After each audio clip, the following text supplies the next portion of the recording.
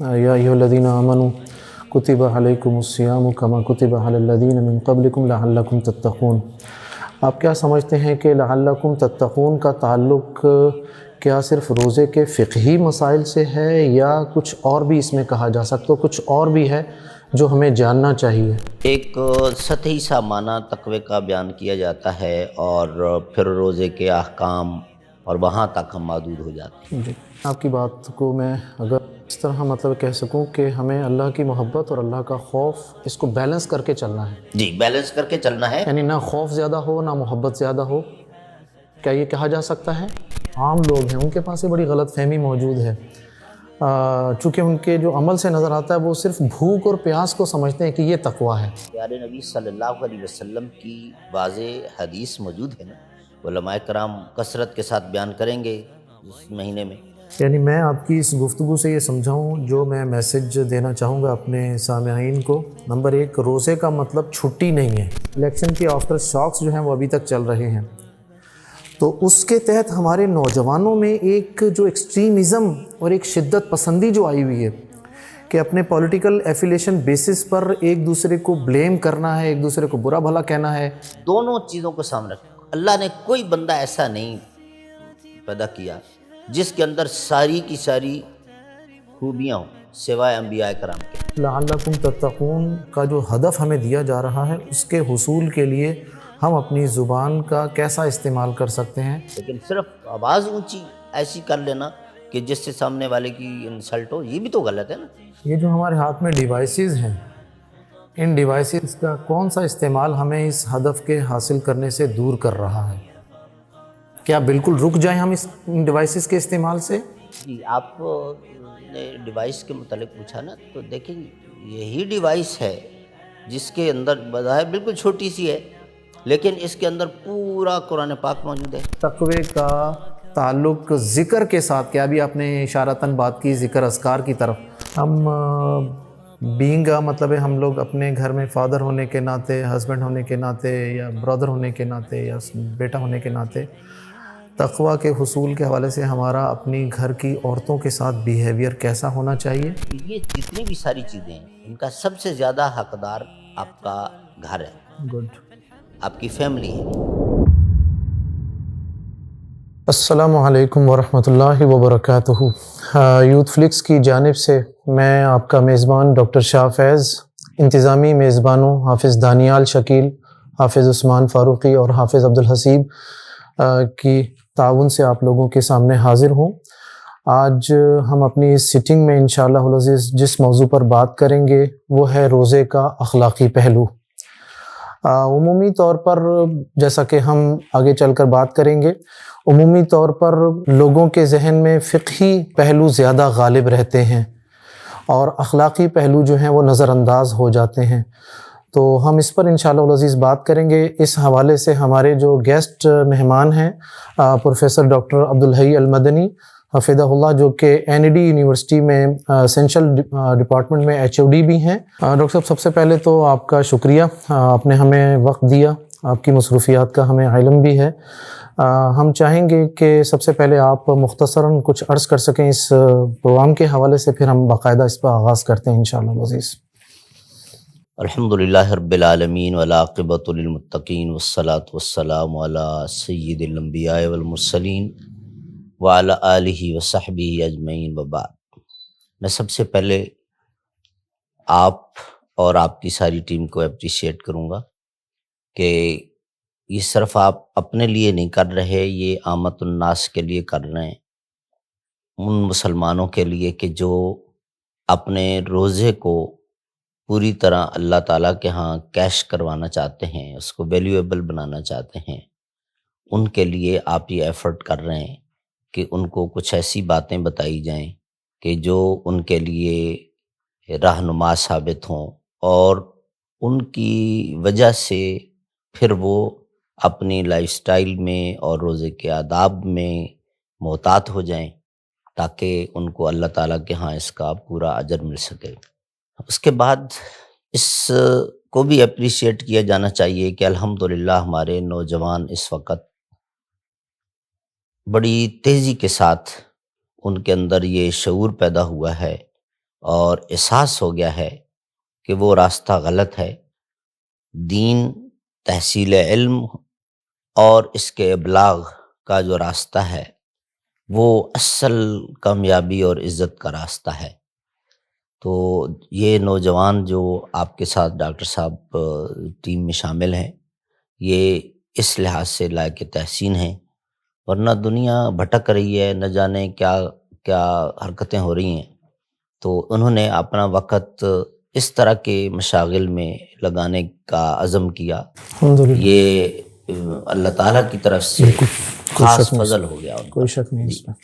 تو اس ڈاکٹر کے صاحب، بعد آپ شروع کریں جو جن موضوعات پر ہم بات آج کرنا چاہتے ہیں۔ ٹھیک۔ تو ڈاکٹر صاحب، جیسا کہ قرآن مجید کی آیت ہے، روزے کی فرضیت کے حوالے سے ہم سنتے رہتے ہیں، یا ایھا الذین آمنوا کتب علیکم الصیام کما کتب علی الذین من قبلکم لعلکم تتقون۔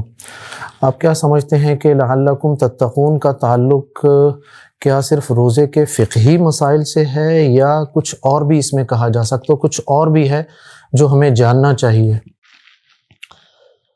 جزاک اللہ خیر، یہ بہت زبردست سوال ہے، اور اس میں کوئی شک نہیں ہے کہ اس پر جتنی بھی گفتگو کی جائے کم ہے۔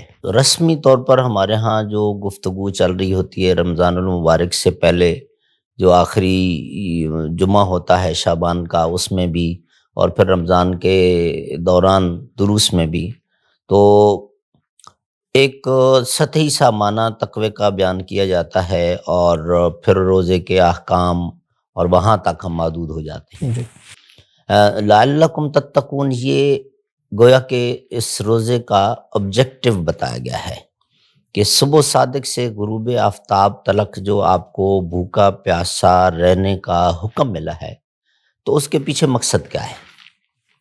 مقصد یہ ہے کہ آپ کے اندر یہ کوالٹی پیدا ہو جائے، تقوی والی۔ تو تقوی کو سمجھنا یہ بہت ضروری ہے کہ تقوی ہے کیا چیز، جس کی بنیاد پر آپ دنیا میں بھی کامیاب ہوتے ہیں، اور اللہ تعالیٰ کے مختلف وعدے ہیں، وہ آیات اور وہ تفاصیل ہم کوڈ نہیں کرتے ٹائم کی وجہ سے، کہ جس میں اللہ تعالیٰ نے وعدہ دیا کہ کہیں پھنس جاؤ گے تو میں تمہیں نکلنے کا راستہ دوں گا، روزی ایسے ایسے راستوں سے دوں گا کہ تمہارے وہم و گمان میں نہیں ہوگا، اور آخرت میں جنت کا وعدہ دے دیا اللہ تعالیٰ نے۔ تو یہ اتنی قیمتی چیز ہے، اتنی اعلیٰ کوالٹی ہے، اتنی عظیم خوبی ہے یہ تقوی والی۔ تو یہ ہے کیا، اس کو سمجھنے کی ضرورت ہے۔ اگر آپ کے پاس ٹائم ہو تو میں اس کو تھوڑا سا ڈیفائن کرنا چاہوں گا کہ یہ 3 مراحل میں جا کے مکمل ہوتا ہے، اور یہ خوبی جو ہے یہ 3 مراحل سے گزر کر جو ہے نا اپنی فائنل شیپ میں آتی ہے۔ سب سے پہلا مرحلہ یہ ہے کہ انسان، اب یہ روزے دار ہو یا کوئی بھی مسلمان ہو، ویسے تو دیکھیں اللہ تعالیٰ نے ساری کائنات کے لیے حکم دیا کہ اسلام تمہارے لیے میں نے پسند کیا اور اسی کو اپناؤ، لیکن بہرحال فی الحال ہمارے مخاطب جو ہے وہ مسلمان ہیں۔ جی، تو اپنے اندر یہ خوبیاں پیدا کریں۔ نمبر 1، اللہ کا خوف اور اللہ کے ساتھ محبت۔ یہ دونوں جو احساسات ہیں بظاہر یہ ایک دوسرے کے متضاد لگتے ہیں، لیکن صحیح عقیدہ یہ ہے جو ہمیں قرآن و سنت سے ملتا ہے، وہ یہی سکھاتا ہے کہ یہ دونوں خوبیاں بیک وقت ہر مسلمان کے دل میں پیدا ہو جائیں، اللہ کا خوف بھی ہو، اللہ کے ساتھ محبت بھی ہو۔ دیکھیں پہلے باطل فرقوں کی ہم جو باتیں کرتے ہیں عام طور پہ درس نظامی میں بھٹک گئے، کسی نے کہا ہم اللہ کی عبادت صرف اس لیے کرتے ہیں کہ اس کا ڈر، کسی نے کہا نہیں صرف اللہ کے ساتھ محبت، تو دونوں غلط۔ تو دونوں ضروری ہیں، اللہ کے ساتھ محبت بھی، اللہ کے ساتھ اللہ کا خوف بھی۔ یہ پہلی سٹیج ہے کہ بندہ اپنے دل میں پیدا کر لے۔ اس کے بعد یہی دونوں فیلنگز پروموٹ ہوتی ہیں، ٹھیک، اور ان کا ریفلیکشن آنا شروع ہوتا ہے۔ خوف کے جذبے کے تحت وہ تمام کام جن سے شریعت نے روکا ہے، اس سے روکا جائے، جن کو ہم گناہ کہتے ہیں اپنی زبان میں، ان سے اپنے آپ کو روک لیں۔ ٹھیک، اور محبت کے جذبے کے تحت وہ تمام کام جو اللہ کو پسند ہیں، جو اللہ نے کرنے کا حکم دیا، جن کو ہم نیکیاں کہتے ہیں، وہ بجا لائیں۔ وہ کیا جائے، ٹھیک۔ یہاں بھی یہ دونوں ضروری ہیں، ایک کافی نہیں ہے۔ صحیح۔ اس کی میں ایک مثال دوں گا کہ مثلا ایک بندہ نماز پڑھتا ہے، کرنے کا حکم دیا تھا، بجا لایا، نماز کا پابند ہو گیا، لیکن دوسری طرف اس کو چوری سے منع کیا گیا تھا، چوری سے نہیں رکا، چور نمازی سادہ لفظوں میں کہہ لیں، کیا اس کو ہمارا انسانی معاشرہ متقی مانتا ہے؟ صحیح، ٹھیک۔ نہ ہم اس کو متقی مانتے ہیں، نہ اللہ کا قانون اس کو متقی مانتا بالکل ہے ٹھیک ہو گیا۔ جب وہ چوری۔ اب الٹ آ جائیں دوسری طرف کہ ایک بندہ چوری چکاری نہیں کرتا، چیٹنگ فراڈ نہیں کرتا، آنےسٹ ہے، چلے، مگر بے نماز ہے، نماز نہیں پڑھتا، یہ کرنے کا کام تھا، یہ چھوڑ دیا، وہ جو چھوڑنے والے وہ تو چھوڑے، تو اب یہ شخص دیانتدار ہے مگر بے نماز ہے، یا دیانتدار ہے لیکن روزہ توڑتا ہے، روزہ نہیں رکھتا بغیر شرعی عذر کے، تو اس کو بھی ہم متقی نہیں مانتے، اللہ کا قانون بھی متقی نہیں مانتا۔ تو دونوں ضروری ہیں، نیکی کرے، گناہ چھوڑے۔ اچھا ڈاکٹر صاحب، ہم یہ کہہ سکتے ہیں آپ کی بات کو میں اگر اس طرح مطلب کہہ سکوں کہ ہمیں اللہ کی محبت اور اللہ کا خوف، اس کو بیلنس کر کے چلنا ہے، جی، بیلنس کر کے چلنا ہے، یعنی نہ خوف زیادہ ہو نہ محبت زیادہ ہو، کیا یہ کہا جا سکتا ہے؟ جی ایک حد تک ہم بالکل کہ جتنی اللہ تعالیٰ کا خوف ہو اتنا ہی اللہ کے ساتھ محبت بھی ہو، اور آسان کر دیتے ہیں نا اس کو جی جی، کہ اللہ کا خوف بھی دنیا کی ہر بڑی سے بڑی طاقت سے زیادہ، ٹھیک، سب سے زیادہ خوف بھی اگر کسی کا ہو تو اللہ کا ہو، ٹھیک ہو گیا۔ اور محبت بھی سب سے زیادہ جس کے ساتھ ہو وہ اللہ ہو۔ یوں بے شمار چیزیں ہیں جن کے ساتھ محبت، لیکن اللہ کے ساتھ محبت سب سے زیادہ ہو۔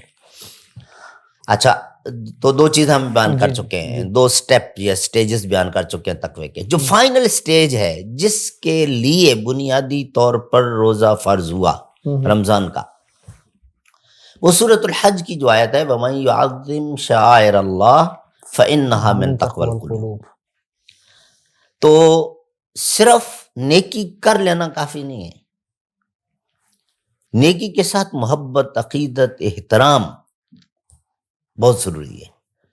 نیکی محبت سے کی جائے، عقیدت سے کی جائے، احترام سے کی جائے، شوق سے کی جائے، اور جس چیز کا شوق ہو جاتا ہے وہ پھر کام آسان ہو جاتا ہے، انسان ساری حدود کراس کرتے ہوئے اس کی طرف بڑھتا ہے۔ بالکل ایسا ہی ہے۔ تو اب تو ماشاءاللہ اس سال بڑے اچھے سیزن میں رمضان شریف آ رہا ہے، چند سال پیچھے جائیں تو شدید گرمی، ایسا ہی ہے۔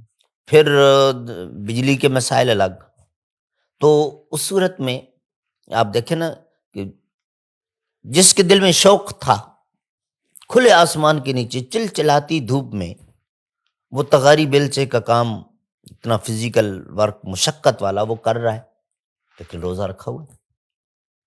اور جس کے دل میں وہ شوق نہیں ہے، وہ ایئر کنڈیشن روم میں بیٹھ کر 20 ڈگری پہ اپنا اے سی سیٹ کر کے بیٹھا ہے، تب بھی روزہ نہیں ہے اس کا۔ تو بہرحال بات یہ ہے کہ شوق جب ہوگا تو سارے کام آسان ہو جائیں، پھر روزہ مشکل نہیں لگے گا۔ اور اس کے ساتھ ساتھ میں آپ کی بات سنتا ہوں، دوسرا جذبہ تھا خوف، خوف کے جذبے کے تحت ہم نے گناہ چھوڑے، تو اب گناہ سے نفرت ضروری ہے، گناہ صرف چھوڑ دینا کافی نہیں ہے، گناہ سے نفرت ضروری ہے۔ جس چیز سے اب اس کو آپ روزے کے اخلاقی پہلو میں بھی لے آئیں، جی جی، جس چیز کے ساتھ انسان کو نفرت ہو جاتی ہے نا نیچرلی، جو چیز اس کو اچھی نہیں لگتی، اسے اجتناب کرتا ہے، دوست احباب رشتہ دار برادری سب اس کو کہتے رہتے ہیں کہ بھائی نہیں مجھے اچھا نہیں لگتا، وہ اوائڈ کرتا ہے، وہ اسے اجتناب کرتا ہے۔ تو اب یہاں پر یوسف علیہ السلام کا واقعہ سامنے رکھنے کی ضرورت ہے کہ جب آپ کے دل میں ایک گناہ سے نفرت ہے، شیطان سبز باغ دکھاتا رہے۔ اب یوسف علیہ السلام کے ساتھ کیا تھا معاملہ؟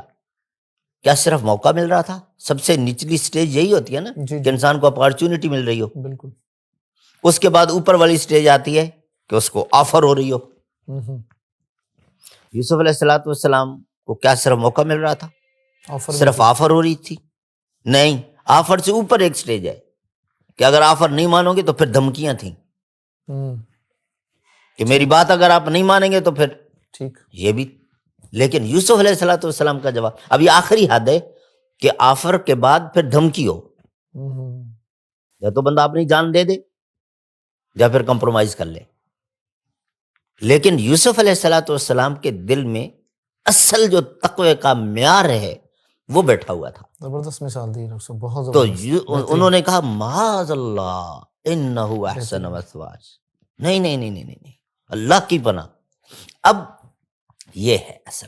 یوسف علیہ السلام وقتی طور پہ ٹھیک ہے آزمائش میں آئے، لیکن اس کے بعد دیکھیں نا اللہ نے کہاں پہنچایا. تو بات یہ ہے کہ یہ جو 29 یا 30 دن رمضان المبارک کے ہیں، یہ ریکروٹنگ پیریڈ ہے. یہ بنیادی طور پر اس تربیت کے لیے کہ آپ کے دل میں تقوی پیدا ہو جائے. تو تقوی کا مفہوم جو میں سمجھا ہوں اور جو اس وقت میں نے عرض کیا ہے اس کو میں سم اپ کر دیتا ہوں کہ ہر نیکی محبت کے ساتھ بجا لائی جائے اور ہر گناہ نفرت کرتے ہوئے چھوڑ دیا جائے. یہ کوالٹی اگر انسان کے دل میں پیدا ہو گئی تو یہ تقوی پیدا ہو گیا، اور اس مقصد کے لیے اللہ نے روزہ فرض کیا. گڈ. ڈاکٹر صاحب میں تقویٰ کو نا ایک اور اینگل سے تھوڑا سا دیکھنا چاہ رہا ہوں. جو ہمارے عام لوگ ہیں ان کے پاس یہ بڑی غلط فہمی موجود ہے، چونکہ ان کے جو عمل سے نظر آتا ہے وہ صرف بھوک اور پیاس کو سمجھتے ہیں کہ یہ تقویٰ ہے. آپ کیا سمجھتے ہیں کہ ہمارے عام لوگوں کے پاس یہ صبح فجر کی اذان سے لے کر مغرب کی اذان تک کا جو وقفہ ہے اس میں وہ بھوک پیاس کو ہی سمجھتے ہیں، نماز سے کوتاہیاں اختیار کرتے ہیں، بیچ میں وہ تمام معاشرتی برائیاں ان میں بھی ملوث ہو رہے ہیں، ان کا ارتکاب بھی کر رہے ہیں؟ آپ کیا کہنا چاہیں گے کہ کیا صرف روزہ بھوک پیاس کا نام ہے؟ دیکھیں اس میں پیارے نبی صلی اللہ علیہ وسلم کی واضح حدیث موجود ہے نا. علماء کرام کثرت کے ساتھ بیان کریں گے اس مہینے میں کہ من لم یدع قول الزور والعمل به فلیس للہ حاجۃ فی ان یدع طعامہ وشرابہ. یہ صبح صادق سے غروب آفتاب تلک اگر کھانا پینا چھوڑ دیا، باقی لغویات سے نہ بچا، یا جن آداب کو ملحوظ رکھنا تھا وہ اگر ملحوظ نہ رکھے تو یہ روزہ نہیں ہے، یہ تو بھوک ہڑتال ہے. اور اللہ کو اس کے بھوکے پیاسے رہنے کی ضرورت نہیں ہے. تو یہ تو اگر بھوکا پیاسا رہتا ہے تو اسٹامک کا صرف روزہ ہے نا. روزہ تو ہر عضو کا ہے، آنکھ کا بھی ہے، زبان کا بھی ہے، ہاتھ اور پاؤں کا بھی ہے، حتیٰ کہ سوچ کا بھی ہے، دل اور دماغ کا بھی ہے، کہ اس کی تربیت کرنی ہے نا. تقوی اصل جگہ تو وہی ہے نا، تقوی ہا ہونا پیارے نبی کا فرمان. تو دل کو جو ہے نا وہ کنٹرول، اب اسی کے اندر گناہ سے نفرت، نیکی سے محبت وہی ہونی ہے. ٹھیک. ڈاکٹر صاحب یہ کہا جا سکتا ہے اگر میں آپ کی گفتگو سے ایک پوائنٹ یہ نکالوں کہ تقوی حاصل کرنے کے لیے روزے کے دو پہلو ہیں، ایک روزے کا ظاہری پہلو ہے اور ایک ہے داخلی پہلو. ظاہری پہلو یہ ہے جو ہم اس کے کچھ جو ہمارے پاس امپیکٹس آ رہے ہیں کہ ہم بھوک پیاس برداشت کرتے ہیں، برائیوں سے بچتے ہیں. ایک روزے کا داخلی پہلو ہے اندر جس کا تعلق دل سے ہے، اس حوالے سے یہ بات کر رہے ہیں. کیا یہ کہا جا سکتا ہے کہ روزے کے دونوں پہلو لازم و ملزوم ہیں آپس میں؟ جی بالکل ایگزیکٹلی، دونوں لازم و ملزوم ہیں. اور یہ انسان کو اپنی جو ہے نا تربیت کرنی ہے ان دنوں میں، اور پھر اگلے جو 11 مہینے اس کے مطابق اس نے گزارنے ہیں، اسی کے مطابق گزارنے ہیں جو اس نے یہاں تربیت حاصل کی ہے. اچھا یہاں ایک بات تھوڑا سا میں اس سے ہٹ کر بات کرنا چاہوں گا جو اس وقت عوام الناس کی ضرورت بھی ہے، جی کہ آپ دیکھیے روزے کی حالت میں ڈیوٹی پہ لیٹ جا رہے ہیں، روزہ رکھا ہے، ڈیوٹی ہے، لیٹ جا رہے ہیں. اچھا صاحب وہ جی سری کھا کے سوئے تھے تو دیر ہو گئی، تو اب وہ بھی کہتے ہیں چلے رمضان ہے جی سختی نہیں کرتے. ٹھیک ہے، ان کا جذبہ اچھا ہے کہ وہ آپ پر سختی نہیں کر رہے، لیکن آپ روزہ رکھ کر آپ اپنی ڈیوٹی میں ڈنڈی مار رہے ہو، یہ کہاں میچ نہیں کرتا. یہ روزے کے آداب کے منافی ہے. روزے میں تو اور زیادہ آپ نے محتاط ہو جانا ہے کہ آپ کا ایک ایک لقمہ حلال کا ہو، آپ کی ایک ایک چیز جو ہے نا وہ پرفیکٹ ہو، پراپر ہو، جو بھی چیزیں آپ پر ڈیوز ہیں وہ سارے ادا ہو رہے ہوں. یا چھٹی لے لے اور ڈیوٹی کرنی ہے تو ٹائم پر جائیں اور ٹائم پر رہیں، پورا ٹائم دیں. اس کے ساتھ ساتھ ایک اور چیز کہ روزہ حوصلہ سکھاتا ہے، صبر سکھاتا ہے. اور ہم صبح جاتے ہوئے بھی رف ڈرائیونگ کر رہے ہیں، جلدی پہنچنا ہے، لوگوں کو اوورٹیک کرتے ہوئے، تکلیف دیتے ہوئے، اور پھر افطاری کے وقت پہ بھی بڑی غلط انداز میں ڈرائیونگ ہو رہی ہوتی ہے. چونکہ ہم کراچی شہر میں رہ رہے ہیں تو یہاں ٹریفک زیادہ ہے، تو اس کی بات بھی ضروری ہے کہ لوگوں کے لیے آپ افطاری کا سامان گاڑی میں رکھ لیں نا، اگر ٹائم ہو جائے تو وہیں کریں. ٹھیک. راستے میں لوگوں کو تکلیف پہنچاتے ہوئے آپ جا رہے ہیں. المسلم من سلم المسلمون من لسانی و یدی، وہ تو جنرل انسٹرکشن ہے نا آپ صلی اللہ علیہ وسلم کی، عام دنوں میں بھی اور رمضان میں اگر آپ تکلیف پہنچا رہے ہیں.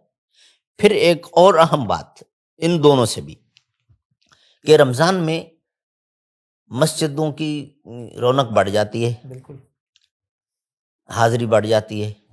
پھر نمازیوں کو شوق ہوتا ہے کہ اگلی صفوں میں نماز پڑھیں.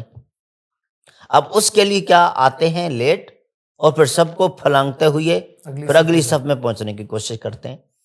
اگلی صف میں نماز پڑھنے کا شوق قابل تحسین ہے، نو ڈاؤٹ، لیکن آپ دوسروں کو تکلیف پہنچاتے ہوئے، پھلانگتے ہوئے آپ اس طریقے سے آگے آئیں گے تو یہ شرعاً منع ہے. حدیث میں بھی آتا ہے حجر اسود جی پروقار طریقے سے ہے نا، حجر اسود کے حوالے سے جو حکم ہے بالکل ایسے ہی. طواف کے دوران. اسی طرح جماعت کے ساتھ نماز پڑھنے کے لیے آپ مسجد میں آتے ہیں تو رمضان میں تو اور زیادہ احساس کرنا ہے اپنے، اور زیادہ احتیاط کرنی ہے کہ آپ اس میں زیادہ حوصلے والے ہوں، زیادہ صبر والے ہوں. پھر ہم گھر میں اپنے ملازمین کے ساتھ، میڈز کے ساتھ، اور بالخصوص افطاری کے وقت پہ جو سلوک کر رہے ہوتے ہیں، یہ چیز کیوں نہیں بنی، یہ کیوں نہیں بنی، ہر ایک کو غصے سے، اور یہ بھی بالکل منافی ہے. روزے کے کا جو اصل میسج ہے وہ یہ نہیں ہے. حوصلہ صبر ہونا چاہیے. فیملی کے ساتھ بھی، آپ کے ملازمین کے ساتھ بھی کوئی چیز اونچ نیچ ہے تو اس کو ذرا برداشت کرنا سیکھیں، صبر کرنا سیکھیں. روزے کا اصل مقصد یہ ہے. تو یہ اخلاقی پہلو جو ہے نا، ان کو بہت زیادہ اجاگر کرنے کی ضرورت ہے. ہم صرف وہاں تک رک جاتے ہیں، اچھا کس چیز سے روزہ ٹوٹ جاتا ہے، کس سے روزہ نہیں ٹوٹتا. جی روزے میں مسواک کرنا جائز ہے ناجائز ہے، روزے میں سرما لگانا جائز ہے ناجائز ہے، روزے میں خوشبو، یہ احکام پوچھ رہے ہوتے ہیں. بلا شبہ ٹھیک ہے، وہ بھی پوچھنے ہیں، فقہی احکام بنیاد ہے کہ کہیں روزہ ہمارا خراب نہ ہو، لیکن روزے کے ثواب کو سنبھالنا بھی تو ضروری ہے. بالکل. پورا ثواب کب ملے گا وہ سیکھنا بھی تو بہت ضروری ہے. اور جس آبجیکٹو کے تحت اللہ نے یہ روزہ فرض کیا اس کو سمجھنا اور اس کو ملحوظ رکھنا بھی بہت ضروری ہوگا. یعنی میں آپ کی اس گفتگو سے یہ سمجھاؤں، جو میں میسج دینا چاہوں گا اپنے سامعین کو، نمبر 1، روزے کا مطلب چھٹی نہیں ہے. ہمارے ہاں یہ جو مفہوم ہے نا کہ روزہ رکھنے کے بعد اپنی جاب 9 to 5 کی جو جاب ہے اس میں کوتاہی کی جاتی ہے، ایک تو یہ مفہوم بالکل غلط ہے. نمبر 2، ڈاکٹر صاحب ہم یہ کہہ سکتے ہیں کہ روزہ ایک بیہیویئر سائنس ہے. ہمیں بالکل کہہ سکتے ہیں، جدید ٹرمینالوجیز جو استعمال ہو رہی ہیں بالکل کہہ سکتے ہیں کہ ہمیں یہ روزہ جو ہے یہ بھی سکھا رہا ہے کہ میرا بیہیویئر کیسا ہونا چاہیے ٹوورڈ مائی وائف، میرے بچے، میرے ملازمین یا میرے کولیگز یا میرے سبارڈینیٹس جتنے بھی ہیں، میرا ان کے ساتھ بیہیویئر کیسا ہے. اس لیے کہ حدیث میں ایک جو الفاظ بھی آتے ہیں، انی امرؤ صائم، ڈاکٹر صاحب اسی حوالے سے ہے کہ میں روزے سے ہوں، تو جب اس کو کوئی برا کہتا ہے تو اس کا بیہیویئر یہاں سے ظاہر ہو رہا ہے. اچھا ڈاکٹر صاحب ایک بڑا امپورٹنٹ پوائنٹ جو ہے وہ اگر آپ مجھے اجازت دیں تو میں بڑے ایک حساس موضوع میں داخل ہونا چاہتا ہوں. جی ڈاکٹر صاحب ابھی ریسنٹلی الیکشن ہوئے ہیں. الیکشن میں کیا ہوا کیا نہیں وہ تو ہمارا موضوع نہیں ہے، وہ ہمارے دائرہ کار میں نہیں آتی، لیکن الیکشن کے آفٹر شاکس جو ہیں وہ ابھی تک چل رہے ہیں. تو اس کے تحت ہمارے نوجوانوں میں ایک جو ایکسٹریمزم اور ایک شدت پسندی جو آئی ہوئی ہے کہ اپنے پولیٹیکل ایفیلیشن بیسس پر ایک دوسرے کو بلیم کرنا ہے، ایک دوسرے کو برا بھلا کہنا ہے. اس حوالے سے روزہ ہمیں کیا میسج دے رہا ہے اپنے نوجوانوں کے لیے کہ ہمیں کیا کرنا چاہیے؟ جزاک اللہ خیر، بہت ریلیونٹ کوشچن ہے. میں اس کو بنیاد سے لینا چاہوں گا. جی پلیز. کہ دیکھیے کسی بھی شخص کے ساتھ محبت یا نفرت کرنے کے لیے، ویسے تو ہمارا دین نفرت نہیں سکھاتا، لیکن کچھ چیزیں ایسی ہیں کہ جن کی بنیاد پر پھر ہم ان کے ساتھ دوستی نہیں کر سکتے، تو وہی بات نکل آتی ہے۔ تو دونوں چیزوں کو سامنے رکھ، اللہ نے کوئی بندہ ایسا نہیں پیدا کیا جس کے اندر ساری کی ساری خوبیاں ہوں سوائے انبیاء کرام کے۔ فرشتے تو ایک الگ مخلوق ہے نا، اور دوسری طرف کوئی بندہ ایسا نہیں ہے جس کے اندر ساری کی ساری خامیاں ہی ہوں، کوئی خوبی نہ ہو۔ تو ہر بندے کے اندر کچھ خوبیاں ہیں، کچھ خامیاں ہیں۔ عدل یہ ہوگا، انصاف یہ ہوگا کہ آپ ان کی خوبیوں کو سامنے رکھتے ہوئے خامیوں کو نہ بھول جائیں، خامیوں کو سامنے رکھتے ہوئے خوبیوں کو نہ بھول جائیں، گڈ۔ دونوں چیزوں کو سامنے رکھ کر بیلنس کریں، اور اس کے مطابق پھر اپنا ان کے ساتھ رویہ بنائیں یا اپنی ایفیلیشن بنائیں۔ تو یہ تو ہے بنیاد۔ اس کے بعد جو لیڈرز کے ساتھ ہماری ایفیلیشن ہے، جو کسی بھی پولیٹیکل پارٹی، حتیٰ کہ میں کہوں گا مذہبی پارٹی کیوں نہ ہو، اس کے ساتھ بھی ایفیلیشن، تو وہ بھی ایک انسان ہے نا، فرشتے تو نہیں ہیں، ان سے بھی کوتاہیاں ہو سکتی ہیں، اور ہیں، خوبیاں بھی ہیں، غلطیاں بھی ہیں۔ تو غلطی کو غلطی کہا جائے، خوبی کو خوبی کہا جائے۔ یہ اگر آپ تھوڑا سا ریکال کریں کہ حلف الفضول جو ہوئی تھی نبی کریم صلی اللہ علیہ وسلم اور چند باقی جو سرکردہ لوگ، عبداللہ بن جدعان التیمی کے گھر پہ جو میٹنگ ہوئی تھی، اس پہ آپ صلی اللہ علیہ وسلم حالانکہ سب سے ینگ تھے لیکن گفتگو میں سب سے پیش تھے، تو آپ صلی اللہ علیہ وسلم نے ایک بات یہ بھی کی تھی کہ یہ جو ہمارے ہاں ہمارے معاشرے کا ایک رواج بن چکا ہے کہ اپنا بندہ قتل بھی کر کے آ جائے تو ہم پھر بھی اس کو سپورٹ کر رہے ہوتے ہیں۔ وہی حال یہاں ہم دیکھ رہے ہیں آج، اتنے 1450 سال گزرنے کے بعد، اور اسلام کی دولت سے بہرہ مند ہونے کے باوجود اور اسلام کو اپنا دین کہنے کے باوجود ہم حرکت وہی کر رہے ہیں جو جاہلی دور میں تھی، کہ اپنے بندے کی غلطی کو بھی جسٹیفائی کرنے کی کوشش کرتے ہیں۔ یہ کریج بہت کم لوگوں میں دیکھنے میں آ رہی ہے کہ جو اپنے لیڈر کی جو نا یا اپنی پارٹی کی غلط پالیسی کو یا غلط اقدام کو برملا کہہ دیں کہ یہ غلط ہے، میں اس کو سپورٹ نہیں کرتا ہوں، جسٹیفائی کرنے کی کوشش کرتے ہیں، ڈیفینڈ کرتے ہیں، یہ غلط۔ اب تیسری بات جو آپ میں روزے کے حوالے سے بھی جی تو ویسے بھی خیال کرنا چاہیے، اور تعاون البر والتقوی ولا تعاون علی الاثم والعدوان، اور پھر خاص طور پہ رمضان شریف میں اپنے ان اوقات کو ضائع نہ کیجیے، اور اس میں کسی کی غیبت ہو رہی ہے، کسی کی چغلی ہو رہی ہے، اور اب تو اس طریقے سے چیزوں کو مینوپولیٹ کیا جاتا ہے، پتہ ہی نہیں چلتا کہ سچ کیا ہے جھوٹ کیا ہے۔ تو آپ صلی اللہ علیہ وسلم کی وہ جو حدیث ہے نا، من صمت نجا، بہترین راستہ یہ ہے کہ وہ خاموشی اختیار کر لو تو بچ جاؤ گے۔ تو رمضان کے دوران اب چونکہ ابھی الیکشن ہوئے ہیں، ابھی حکومتی ڈھانچے سارے ترتیب دیے جا رہے ہیں، تو لوگ اپنی اپنی پارٹی کے متعلق جو ہے نا بڑے جوش اور جذبے میں ہیں۔ ایسا ہی ہے، یہ ایموشنز ان کو کنٹرول کرنے کی ضرورت ہے۔ کسی کے ساتھ محبت کا معنی یہ نہیں ہے کہ آپ دوسرے کی تنقید کرتے وقت شرعی حدود کو کراس کر جائیں۔ جی، کسی کے ساتھ آپ کی نہیں بنتی تو اس کا مطلب قطعی طور پہ یہ نہیں ہے کہ آپ اس حد کو کراس کر جائیں، بالکل یہ نہیں ہونا چاہیے، بیلنس ہو کر چلیں، اور بڑے حوصلے اور تحمل کے ساتھ ہر شخص کی ریسپیکٹ کا خیال کریں، اس کی عزت کا خیال کریں۔ 2-4 جملے آپ کے ہوتے ہیں اور وہ وائرل ہوتے ہیں، دنیا کے دوسرے کونے تک پہنچ جاتے ہیں، اور اس بندے کی عزت تار تار ہو جاتی ہے۔ پھر اس کا دفاع کرنے میں لگے رہو، آپ سوشل میڈیا پہ آ کر کوئی اینکر پرسن ہے یا کوئی عام شخص معافی بھی مانگ لے، لیکن کتنے لوگوں تک وہ معافی نامہ پہنچے گا، وہ عزت کیسے واپس آئے گی؟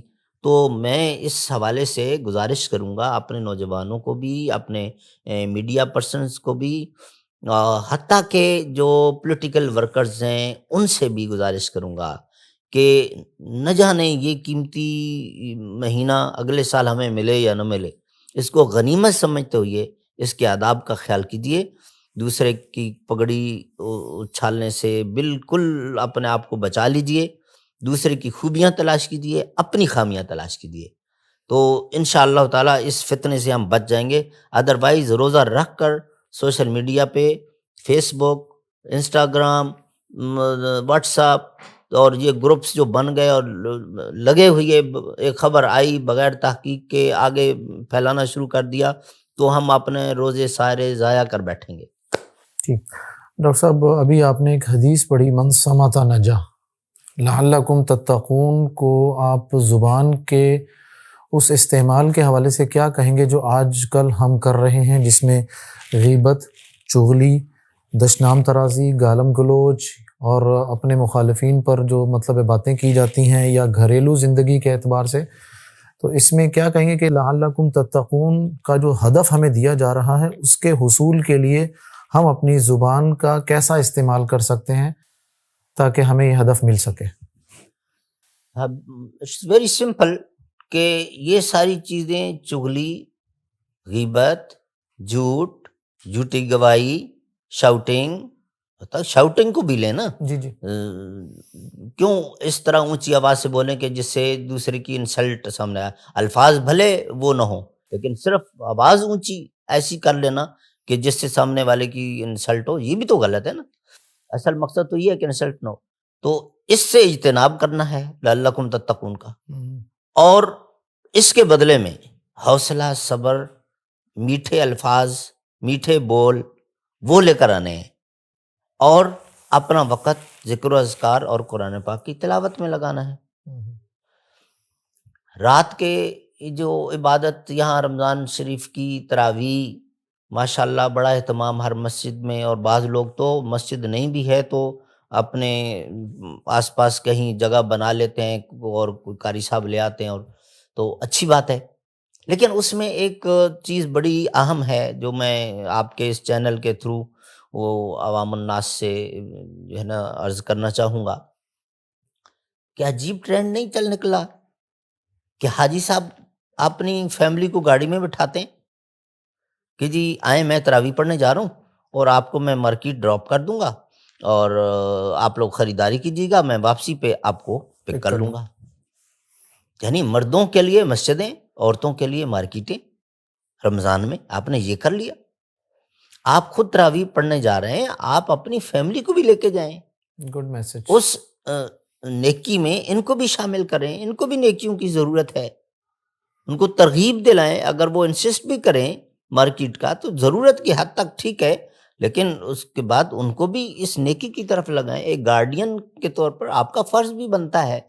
تو یہ جو ہم نے سمجھ لیا ہے، یہ بہت غلط سمجھ لیا اور غلط پریکٹس بنا لی ہے، اور مساجد کی انتظامیہ سے بھی میری گزارش ہے کہ ہر مسجد میں خواتین کے لیے نماز کی جگہ، جمعے کی نماز، تراویح کی نماز، اس کے لیے، اور دروس خواتین کے لیے بالکل مختص ہوں، مخصوص ہوں، معلمہ ایک خاتون ہی ہوں، اور ان کا اہتمام کیا جائے، خاص طور پہ اس رمضان میں، تاکہ ان کی تربیت بھی ہو۔ گھر کا ایک فرد چلیں اس کی تربیت ہو گئی، باقی افراد تو مسئلہ بنا رہے گا۔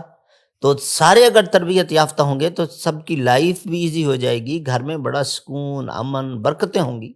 تو پورے گھر کو جو ہے نا اللہ کا فرما بردار بنانا، یہ ہماری ذمہ داری ہے۔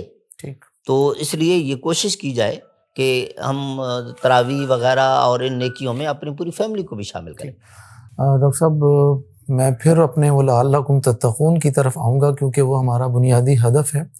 یہ جو ہمارے ہاتھ میں ڈیوائسز ہیں، ان ڈیوائسز کا کون سا استعمال ہمیں اس ہدف کے حاصل کرنے سے دور کر رہا ہے؟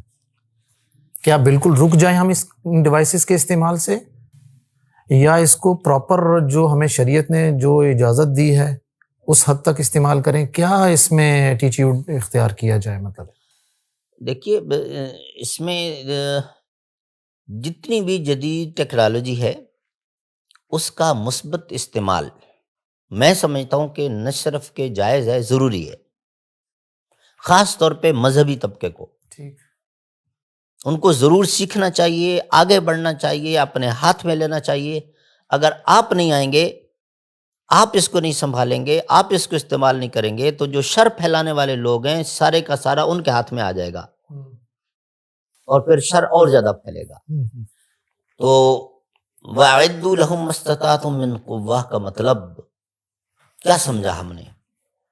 یہ ساری چیزیں چھوٹی چھوٹی ڈیوائسز سے لے کر میزائل تک سب اس میں آتا ہے کہ یہ آپ دوسروں سے زیادہ سیکھیں، ٹھیک، دوسروں سے زیادہ استعمال کریں، لیکن مثبت استعمال کریں۔ گڈ، دین کی ترویج میں، مسلمانوں کی خدمت میں، اسلام کی اشاعت میں ان کا استعمال ہو۔ اور الحمدللہ جن لوگوں کو اللہ تعالیٰ نے یہ شعور دیا انہوں نے یہ کام کیے ہیں، کتنے اچھے اچھے سافٹ ویئرز بنے ہیں جو ریسرچرز کے لیے بڑے مفید ثابت ہوئے ہیں۔ جو کام مینولی پہلے کبھی سالوں میں ہوتے تھے وہ چند دنوں میں ہو رہے ہیں۔ تو اور باقی پھر یہ آپ کا سارا سیٹ اپ، اس کے ذریعے دنیا میں آپ کہاں سے کہاں تک اپنی بات پہنچا سکتے ہیں۔ تو ان چیزوں کو، یہ جو موبائل جیب میں موجود ہے، کوئی اور ڈیوائس موجود ہے، جتنی بھی ہیں اس وقت، ہر ایک کا مثبت استعمال نہ صرف کہ جائز بلکہ ضروری، یہ میرا موقف ہے کہ خاص طور پہ مذہبی طبقے کو لوگ صرف اتنا پوچھیں کہ جی اس کا استعمال جائز ہے، میں کہتا ہوں جائز نہیں ہے، واجب ہے۔ اس میں ٹی وی بھی آ جاتا ہے، باقی ساری چیزیں بھی، انٹرنیٹ اور ساری چیزیں آ جاتی ہیں، واجب ہے۔ جب یہ دور ہی اسی چیز کا آ گیا ہے تو آپ دوسرے کو ڈیفیٹ کب کریں گے؟ جب اس سے آپ کی سپیڈ زیادہ ہوگی، آپ کی سپیڈ اس سے کم ہے تو پھر آپ پیچھے ہیں۔ ڈاکٹر صاحب کیسے کہیں گے یہ ڈیوائسز کا استعمال ہمارا صحیح ہے یا غلط ہے؟ میرے ہاتھ میں ہے یہ، تو میں کیسے اس کو کلیئر کروں گا؟ روزے کی حالت میں بالخصوص اسپیسیفک اس پیریڈ کے حوالے سے بات کر رہا ہوں، ویسے تو جنرلی بھی بات کرنی چاہیے ہمیں اس موضوع پر۔ جی، آپ نے ڈیوائس کے متعلق پوچھا نا، تو دیکھیں یہی ڈیوائس ہے جس کے اندر بظاہر بالکل چھوٹی سی ہے، لیکن اس کے اندر پورا قرآن پاک موجود ہے، عربی متن ہے اور دنیا کی ہر معروف زبان میں اس کی ٹرانسلیشن اویلیبل ہے۔ اسی ڈیوائس کے اندر پیارے نبی صلی اللہ علیہ وسلم کی احادیث، آپ کے فرمودات کا پورا ذخیرہ موجود ہے اور ڈفرینٹ لینگویجز میں ٹرانسلیشن کے ساتھ موجود ہے، صحیح اور ضعیف الگ الگ کر کے بتا دیں۔ اسی ڈیوائس کے اندر آپ کو صبح شام کے سارے اذکار ملیں گے، اسی ڈیوائس کے اندر آپ کو وہ جو ہے سوال جواب کی صورت میں بہت سارا مٹیریل ملے گا اسلامک۔ اسی ڈیوائس کے اندر آپ کو علماء کرام کے خطابات، ویڈیو بھی آڈیو بھی ملیں گے۔ تو ہر طرح سے یہ ڈیوائس جو ہے مفید ثابت ہو سکتی ہے، اور ہمیں چاہیے کہ ہم اس لیٹسٹ ٹیکنالوجی سے فائدہ اٹھانا اپنا معمول بنائیں اور ہماری یہ گرفت میں ہو کہ ہم اس سے جو ہے نا فائدہ۔ اور اس نے بہت ساری چیزیں آسان کر دی ہیں کہ پہلے آپ جو ہے نا ہزاروں بکس، بہت بڑا اسپیس بھی کور ہوتا تھا، اور پھر اس کی دیکھ بھال کتنے بندے رکھتے، صفائی کے لیے بھی سب کچھ۔ اب جو ہے وہ چھوٹی سی ڈیوائس ہے، وہ آپ کی موجود ہے، اور اس کو جو ہے نا اپنے استعمال میں لائیں، زندگی اور آسان بنائیں اپنی، وہ بہت ضروری ہوگا۔ اپنے نوجوانوں کو جو اس میسیج دینا چاہ رہا ہوں، ڈاکٹر صاحب نے بڑی خوبصورت اور بڑی زبردست بات بتائی کہ یہ جو ڈیوائس آپ کے ہاتھ میں ہے، اس ڈیوائس کا آپ اگر خیر کا استعمال کریں گے تو یہ قیامت کے دن آپ کے لیے باعث اجر بن جائے گی۔ اس حوالے سے روزے کی حالت میں جو آپ کا ایک شیڈیول بننا چاہیے، وہ ڈیفرنٹ قرآ ان کی تلاوت سننے کا، اور اس وقت ڈیوائسز میں مختلف جو اپلیکیشنز ہیں جس میں قرآن مجید کے تراجم اور تفاسیر ہیں ان کا مطالعہ کیا جائے، سیرت کے حوالے سے مطالعہ کیا جائے۔ یوٹیوب کو کوشش کیجیے، یوٹیوب ایک ایسی خطرناک چیز ہے کہ اس میں اللہ تعالیٰ اگر ہمیں اپنی عافیت عطا کرے تو ہم بچ سکتے ہیں۔ یوٹیوب کو استعمال کرنے کے حوالے سے آپ اس میں قرآن مجید کی تفسیر، ترجمہ، حدیث، مختلف موضوعات پر جو ہے بات چیت ہو سکتی ہے۔ اور ایک اور چیز ڈاکٹر صاحب نے سب سے آخر میں جو بات کی، بڑی زبردست بات کی ہے، اس پر میں انشاءاللہ ڈاکٹر صاحب سے ابھی ایک سوال بھی کرنے والا ہوں۔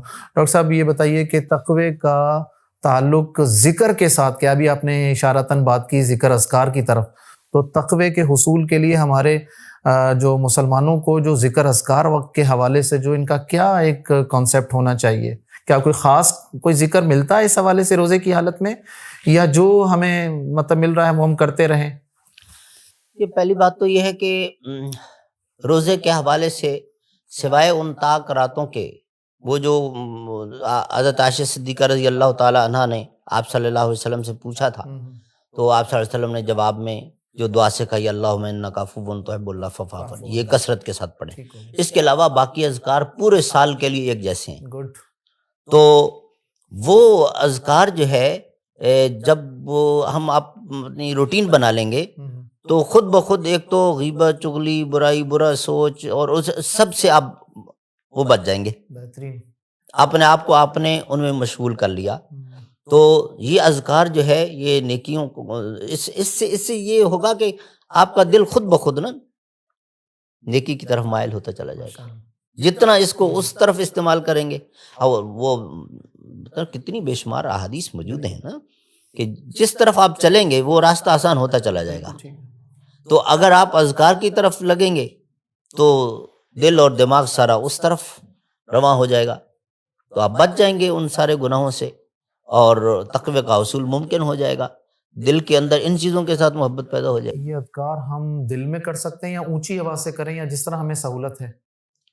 جس طرح سہولت ہے، شریعت نے اجازت دی ہے، کوئی پابندی نہیں کی ہے۔ Good point. لیکن بہرحال بعض اوقات ایسا ہوتا ہے کہ اگر صرف دل میں سوچ ہی رہیں تو دوسرے خیالات بھی آ رہے ہوتے ہیں، تو اس وقت یا اس بندے کے لیے پھر یہی حل ہم بتائیں گے کہ بھی وہ آواز سے پڑھے۔ ٹھیک ہو گیا۔ تو میں اس حوالے سے اپنے سوال کی روشنی میں آپ کو بتانا چاہوں گا کہ ڈاکٹر صاحب نے ہمیں بتایا کہ کوئی خاص ذکر روزے کے حوالے سے نہیں ملتا ہمیں سوائے طاق راتوں کے، ہماری ماں سیدہ عائشہ رضی اللہ عنہا سے جو ثابت ہے۔ اس کے علاوہ جو بھی ذکر اذکار ہیں آپ اپنی سہولت کے مطابق بآواز بلند یا ہلکی آواز میں یا دل میں جس طرح آپ کو سہولت ہے آپ وہ کنٹینیو رکھیں، اس سے آپ کے تقوی کے حصول میں آپ کو بہت مدد ملے گی۔ ڈاکٹر صاحب ایک سوال اور بھی ہے ہمارا، یہ جو سورۃ البقرہ کی آیات الصیام ہم پڑھتے ہیں، اس میں ایک مقام پر اللہ تعالیٰ نے کہا لعلکم تشکرون، تقوی کا شکر سے کیا تعلق ہے؟ کیسے اس کو ڈیفائن کریں گے آپ؟ زبردست سوال ہے۔ شکر کا اصل جو معنی ہے وہ یہ ہے کہ صرف یہ زبانی نہیں ہے کہ اللہ تیرا شکر کہ تو نے مجھے پیسہ دیا، اللہ تیرا شکر کہ تو نے مجھے صحت دی، اللہ تیرا شکر کہ تو نے مجھے منصب دیا، یہ زبانی شکر ہے۔ شکر کا اصل معنی اور مفہوم یہ ہے کہ اللہ تعالیٰ کی اس دی ہوئی نعمت کو جس پر آپ اللہ کا شکر ادا کرنا چاہتے ہیں اس کو اس طرح یوٹیلائز کریں، اس طرح استعمال کریں جس طرح اللہ اجازت دیتا ہے۔ Very good point. اگر ایک بندہ زبان سے کہتا ہے کہ اللہ تیرا شکر کہ تو نے مجھے صحت دیا، میں طاقتور ہوں، لیکن دوسری طرف اپنی اس طاقت کو لوگوں پر ظلم کرنے میں استعمال کرتا ہے، زبان سے کہتا رہے کہ اللہ تیرا شکر، وہ شکر گزار نہیں ہے۔ ایکشن سپیکس لاؤڈ دین ورڈز۔ اور اسی طرح ایک بندہ کہتا ہے اللہ تیرا شکر تو نے مجھے تونگر بنایا، تو نے مجھے ثروت دی، مال دیا، دولت دی، لیکن پھر اس مال کو خرچ کرتے وقت حلال حرام جائز ناجائز کا فرق نہیں کرتا، گناہ کے کاموں میں خرچ کرتا ہے، زبان سے کہتا رہے اللہ تیرا شکر، پھر شکریہ نہیں ہے۔ منصب کا اگر شکریہ ادا کرنا چاہتا ہے تو منصب کو صحیح استعمال کرے، لوگوں کے جن کے حق بنتے ہیں ان کو حق دلائے، جہاں کرپشن ہو رہا ہے اس کو روکے، یعنی صحیح اس کو استعمال کرے گا۔ تو شکر دیکھیں نا دوسرے لفظوں میں وہی تقویٰ کہ نیکی کے ساتھ محبت اور گناہ کے ساتھ نفرت۔ تو اللہ تعالیٰ کی ہر چیز کو، دی ہوئی نعمت کو اس طرح استعمال کرے جس طرح اللہ تعالیٰ اجازت دیتا ہے۔ میں اگر آپ کی بات میں کاٹ رہا ہوں، سوری ٹو سے، شکر کا تعلق ہمارے دل سے بھی ہے، بالکل، شکر کا تعلق ہماری زبان سے بھی ہے اور شکر کا تعلق ہمارے عمل سے بھی ہے، ایکٹ سے بھی ہے جی، یہ جو ابھی آپ نے بات کی بالکل ٹھیک۔ ڈاکٹر صاحب ایک اور جو آیات الصیام کے حوالے سے میرے پاس ایک آخری جو اس میں آ رہا ہے، اس میں ہمارے روز کو آپ اس پر اختصار جزوی طور پر آپ نے اشارہ بھی پہلے کیا تھا، لیکن میں چاہ رہا ہوں کہ اس کو مزید تھوڑا سا کھل کر بات کرنے کی ضرورت ہے۔ ہماری روزی حلال اور حرام ہونے کے حوالے سے ہمارے بہت سارے ایسے رویے ہیں، سوشل ایٹیٹیوڈز مارکیٹس میں بھی نظر آتے ہیں، ہمارے ٹوارڈ ہماری اپنی جابس کے حوالے سے بھی نظر آتے ہیں، جس کی طرف آپ نے اشارہ کیا کہ ٹائمنگ ہم پوری نہیں کر رہے ہوتے، 9 to 5 ہے تو 10 بجے پہنچ رہے ہیں یا چھٹی کر رہے ہیں۔ اس تقوی کے حصول میں کیا یہ بات رکاوٹ بن سکتی ہے کہ اگر ہم اپنی روزی کے حلال حرام ہونے کا خیال نہ رکھیں گے؟ یقیناً، کیونکہ دیکھیں نا بڑی وہ واضح احادیث موجود ہیں کہ اگر آپ کی ارننگ حرام ہے، پیٹ میں لقمہ حرام کا ہے، ستر پوشی کے لیے لباس حرام کا ہے، تو آپ کی تو دعا ہی قبول نہیں ہوتی۔ تقویٰ تو بہت اعلیٰ چیز ہے نا، بعد کی بات ہے، تو عبادت ہی قبول نہیں ہو رہی۔ تو اس لیے یہ چھوٹی چھوٹی چیزیں جو ہے نا، اور خاص طور پہ پھر رمضان شریف میں آپ مثلاً آپ کے آفس کی ٹائمنگ ہے 9 بجے، آپ نے سائن ان کرنا ہے، آپ 9:30 پہنچے، لیکن آپ نے وہاں پر 9 AM لکھا اور سگنیچر کیے، تو یہ جھوٹ ہے۔ جھوٹ صرف زبان سے تو نہیں ہوتا، ہاتھ سے بھی ہے، اور یہ ہاتھ سے جھوٹ بولا گیا ہے۔ تو بہرحال تقوی کا جو ہے نا، جو معنی مفہوم ہے، اس کو اگر سمجھ لیا جائے، مطلب بہت سارے مسائل حل ہو جاتے ہیں، سارے راستے آسان ہو جاتے ہیں، کہ سمپل سی بات ہے نا کہ بھئی ہر نیکی کے ساتھ محبت ہو جائے، ہر گناہ کے ساتھ نفرت ہو جائے، تو پیچھے کیا بچتا ہے؟ پھر انسان خود بخود اصل ٹریک پر آ گیا، جو اللہ تعالیٰ کو پسند ہے، اور خود انسان اللہ تعالیٰ سے ہر نماز میں مانگ رہا ہوتا ہے اہدنا الصراط المستقیم، یہ صراط مستقیم یہی تو ہے۔ صحیح، شاید اسی لیے جو روزے کی جو آیات ہیں، ان کی آخری جو آیت ہے، آئی تھنک وَلَا تَأْكُلُوا أَمْوَالَكُمْ بَيْنَكُمْ بِالْبَاطِلِ وَتُدْلُوا بِهَا إِلَى الْحُكَّامِ لِتَأْكُلُوا فَرِيقًا مِّنْ أَمْوَالِ النَّاسِ بِالْإِثْمِ، شاید اسی لیے روزے کی آیات کے آخر میں یہ بات کہی گئی ہے کہ روزے کو سیٹ کرنا ہے اپنے، تو اس بات کا خیال رکھا جائے۔ ڈاکٹر صاحب، ابھی آپ نے آپ کی گفتگو سے مجھے جو اشارے مل رہے ہیں، وہ میرا دل چاہ رہا کہ ان میں سے بہت سارے موضوعات پر تفصیل سے بات کی جا سکتی، لیکن میں آپ کا زیادہ وقت نہیں لوں گا، بس اختتام کی طرف ہوں میں اپنے۔ آپ نے ابھی بات کی روزے کے حوالے سے دعا کی بات کی، آیات الصیام میں بھی ہے اذا سألک عبادی عنی فانی قریب اجیب دعوت الداعی اذا دعان۔ روزے کی آیات کے درمیان میں اس دعا کی آیت کا ذکر، یہ تقوی کے حصول میں دعا کیسے مدد کرتی ہے؟ پہلی بات تو یہ ہے کہ دعا ایک ایسی عبادت ہے جو اللہ تعالیٰ کو بہت زیادہ پسند ہے۔ دعا عاجزی ہے، انکساری ہے، اور دعا کا مطلب یہ ہے کہ بندہ اپنے آپ کو کمزور اور بے بس تسلیم کر رہا ہے، اللہ تعالیٰ کے حضور التجا کرتا ہے۔ تو جب وہ اپنے آپ کو پورے دل و دماغ کے ساتھ کمزور، محتاج، بے بس تسلیم کر رہا ہوتا ہے، اور اللہ تعالیٰ کے حضور اپنی التجا پیش کر رہا ہوتا ہے، تو اب اس کے دل کے اندر گویا کہ اللہ کی محبت آ گئی، اور اپنے آپ کو اس نے کمزور تسلیم کر لیا کہ اگر میں نے یہ گناہ کیا تو پھر اس کی جو سزا ہے وہ میں برداشت نہیں کر سکوں گا۔ تو یہ چیزیں اس نے گویا کہ یعنی زبان سے نہیں کرا، لیکن اس نے عملاً تسلیم کر لی ہیں۔ تو دعا جو ہے وہ اس لیے بھی ضروری ہے کہ جتنے بھی آپ کے پاس وسائل موجود ہوں، جب تک اللہ تعالیٰ کی طرف سے توفیق نہ ہو، اس وقت تک وہ جو وسائل ہیں وہ افیکٹو ہو ہی نہیں سکتے۔ ٹھیک، بالکل۔ یہ چلتی ہوئی لائٹ وہیں آف ہو جائے، یا میں بولتے ہوئے وہیں میری اللہ نہ کرے فرصت ختم ہو جائے، تو پھر ہم کیا کر سکتے ہیں؟ اس لیے رب العالمین کے سامنے دعائیں تو بہت ہی زیادہ کرنی چاہیے نا، ہر وقت دعائیں کرنی چاہیے۔ اور یہ اذکار کیا ہیں؟ یہ دعائیں تو ہیں جو صبح شام کے آپ صلی اللہ علیہ وسلم نے سکھائے ہیں۔ تو تقوی کے حصول میں یہ دعا آپ سادہ لفظوں میں یوں کہہ سکتے ہیں، اس طرح سے مفید ہے کہ آپ دعا کے اندر اپنے آپ کو بے بس، محتاج، کمزور تسلیم کر چکے ہیں، تو پھر آپ کے اندر جرأت نہیں ہوگی گناہ کرنے کی۔ بالکل بالکل ٹھیک۔ یعنی میں جو سمجھا ہوں ڈاکٹر صاحب کی بات سے کہ دعا جو ہے اٹ سیلف ایک عبادت ہے، ہمارے روزے کو بوسٹ کر رہی ہے، بلکہ ہمارے تقوی کو بھی بوسٹ کرتی، کیونکہ انسان اس میں اپنے آپ کو عاجزی اور انکساری کے ساتھ، اور ایک بڑی سب سے اعلیٰ مطلب وجود طاقت کے سامنے ہے موجود۔ ڈاکٹر صاحب، ایک آخری سوال جو ہے وہ مجھے آپ سے کرنا ہے، ایک سینسٹیو ایریا میں داخل ہونا ہے، چونکہ ہمارے پروگرام کو ہماری مائیں، بہنیں، بیٹیاں بھی دیکھیں گی انشاءاللہ العزیز، تو ان کا عموماً شکوہ تو ہے کہ ہم ان کو ڈسکس نہیں کرتے۔ ہم بینگ مطلب ہے ہم لوگ اپنے گھر میں فادر ہونے کے ناطے، ہسبینڈ ہونے کے ناطے، یا برادر ہونے کے ناطے، یا بیٹا ہونے کے ناطے تقوی کے حصول کے حوالے سے ہمارا اپنی گھر کی عورتوں کے ساتھ بیہیویئر کیسا ہونا چاہیے، نمبر 1۔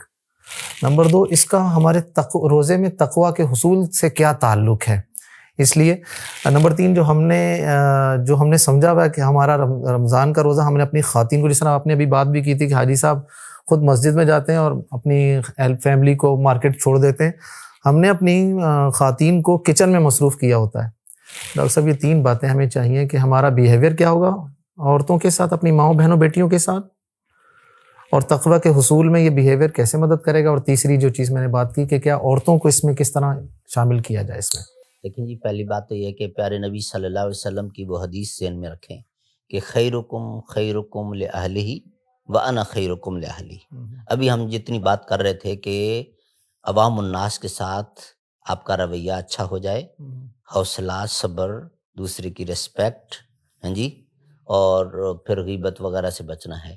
تو یہ جتنی بھی ساری چیزیں ہیں، ان کا سب سے زیادہ حقدار آپ کا گھر ہے، گڈ، آپ کی فیملی ہے۔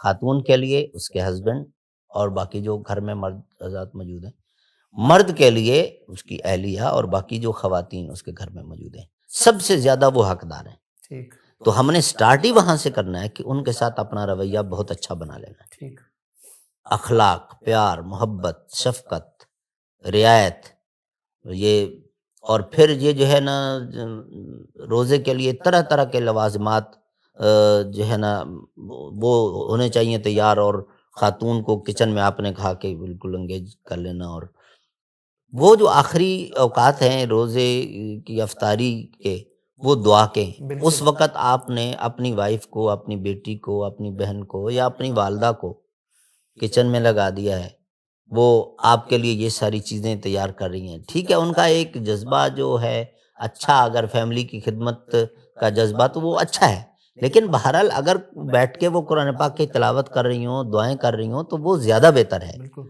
تو یہ کچھ وقت پہلے کر لیا جائے، اور اس وقت پہ ان کو بھی اپنے ساتھ دعاؤں میں، اذکار میں شامل کیا جائے، تو یہ زیادہ ضروری ہوگا۔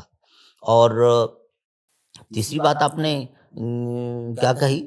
اس حوالے سے بات کی کہ ان کو اس عمل میں کیسے شریک کیا جا سکتا ہے، اس تقوی۔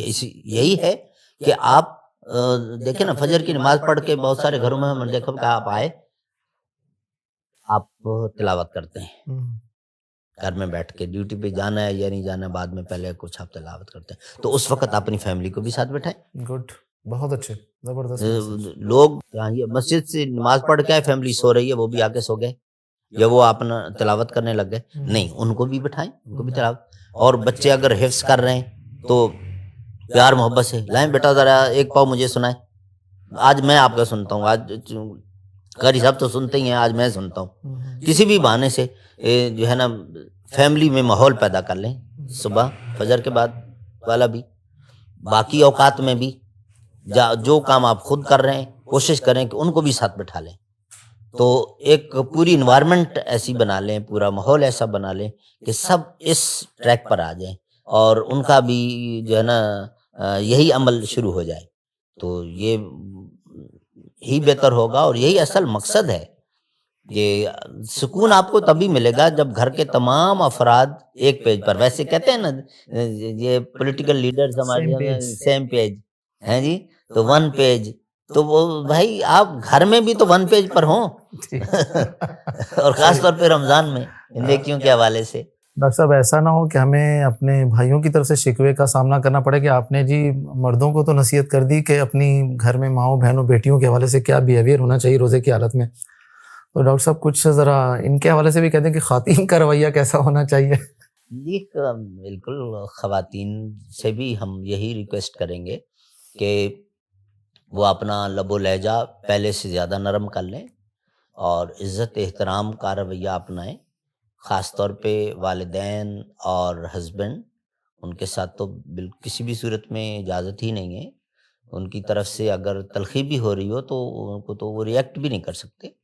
تو اگر وہ اپنا روزہ بچانا چاہتی ہیں اور روزے کا پورا اجر و ثواب حاصل کرنا چاہتی ہیں، تو سارے احکام ان کے لیے بھی اسی طرح ہیں، آداب اسی طرح ہیں جس طرح مردوں کے لیے ہیں۔ تو اپنی خواتین، وہ مائیں ہوں، بہنیں ہوں، بیویاں ہوں، بیٹیاں ہوں، ان سب سے میری گزارش ہے کہ وہ بھی اس کو جو ہے نا اللہ رب العالمین کی طرف سے قیمتی جو ہے نا مہینہ، وقت، فرصت سمجھتے ہوئے ویلیویبل بنانے کی کوشش کریں اپنی ایک ایک نیکی کو، اور اس کے اندر اپنا مزاج نرم کرنے کی کوشش کریں، اپنے لب و لہجے کو نرم کریں، اپنی زبان کا غلط استعمال نہ ہونے دیں، گڈ. تو انشاءاللہ تعالی پوری کی پوری فیملی جو ہے اللہ تعالیٰ کی جنت کی وارث بنے. انشاءاللہ عزیز. میں اس سوال کے ساتھ ڈاکٹر شاہ فیض رمضان پوڈ کاسٹ کے حوالے سے اپنے اختتامی گفتگو پر آؤں گا. سب سے پہلے تو میں ڈاکٹر صاحب کا شکریہ ادا کروں گا کہ ڈاکٹر صاحب نے ہمیں اپنا قیمتی وقت دیا اس حوالے سے. انشاءاللہ العزیز موضوع تو ایسا ہے کہ جس موضوع پر جتنی تفصیل سے بات کی جائے کم ہے. ڈاکٹر صاحب کے جوابات میں بہت سارے ایسے پہلو تھے کہ میرا دل چاہ رہا تھا کہ میں اس پر مزید سوال کروں، لیکن تنگی وقت کی بنا پر بس میں اس پر اکتفا کرتا ہوں. اور سب سے جو موسٹ امپورٹنٹ جو بات مجھے کرنی ہے، ہماری یہ جو گفتگو ہے، میں دعا کروں گا اپنے لیے بھی اور آپ سب کے لیے بھی کہ ہمیں اللہ تعالیٰ اس کے مطابق عمل کرنے کی توفیق عطا فرمائے. اجازت دیجیے. السلام علیکم ورحمۃ اللہ وبرکاتہ.